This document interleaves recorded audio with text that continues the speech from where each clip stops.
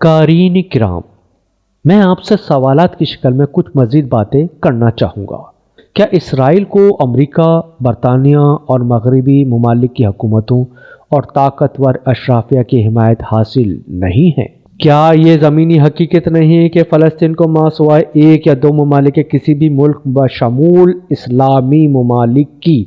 حکومتوں اور طاقتور اشرافیہ کی کوئی عملی حمایت حاصل نہیں ہے؟ کیا یہ زمینی حقیقت نہیں ہے کہ اقوام متحدہ کے باقاعدہ ممبر ممالک کی کل تعداد جو اس وقت 193 بنتی ہے، ان ممبران میں سے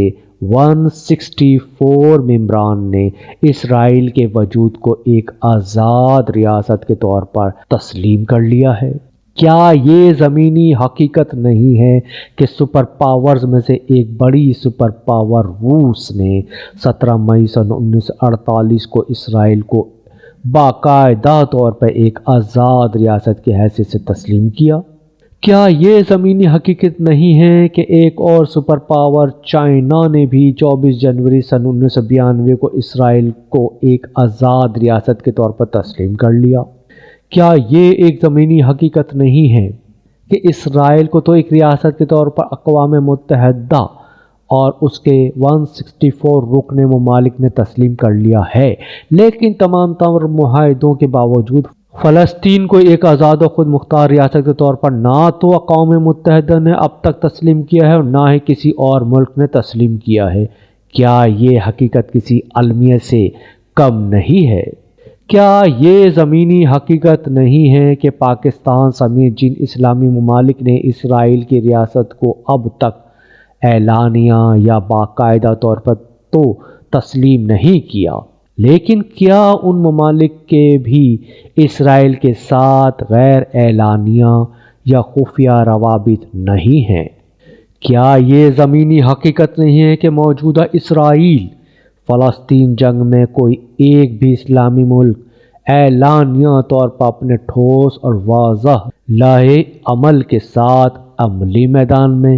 فلسطین کی حمایت کرنے سامنے نہیں آیا؟ قارئین کرام، میں ان بیان کردہ نکات اور سوالات کی روشنی میں اپنی جو رائے یہاں رقم کرنے جا رہا ہوں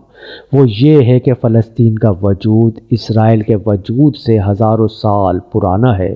جبکہ گزشتہ 75 برسوں یعنی 75 ایئرز سے اسرائیل کا وجود ایک ایسی حقیقت بن کر سامنے آیا ہے کہ اقوام متحدہ کے باقاعدہ ممبران میں سے 164 ممالک اسے یعنی اسرائیل کو ایک آزاد و خود مختار ریاست کے طور پر تسلیم کر چکے ہیں۔ لہٰذا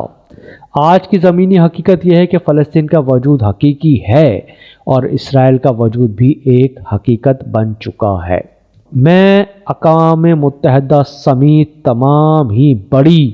اور طاقتور قوتوں کے سامنے اپنا یہ موقف بیان کرنا چاہوں گا کہ اقوام متحدہ کے طے کردہ تقسیم فلسطین پلان یعنی یونائٹڈ نیشنز پارٹیشن پلان، جس کے تحت 55% یعنی 55% حصہ یہودیوں یعنی جیوش کی ریاست کو ملے گا اور عرب ریاست کو 45% یعنی 45% حصہ ملے گا۔ میں حقائق کی روشنی میں یہاں اقوام متحدہ کے سامنے انصاف پر مبنی ایک مطالبہ رکھنا چاہوں گا کہ اسرائیل کو 45% حصہ دیا جائے، یعنی 45% حصہ اسرائیل کو دیا جائے، اور فلسطین کو 55% یعنی 55% حصہ دے کر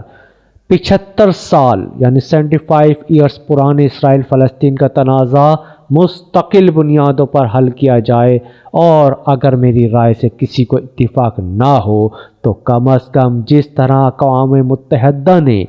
ایک آزاد ریاست اسرائیل کو تسلیم کیا تھا، اسی طرح قدیم فلسطین کی ایک آزاد و خود مختار ریاست کا قیام بھی عمل میں لایا جائے، تاکہ اس خطے میں معصوم و بے گناہ انسانوں کے کشت و خون کے جاری سلسلے کو ہمیشہ کے لیے ختم کیا جا سکے، اور اس طرح خطے میں پائیدار اور مستقل امن قائم کیا جا سکے۔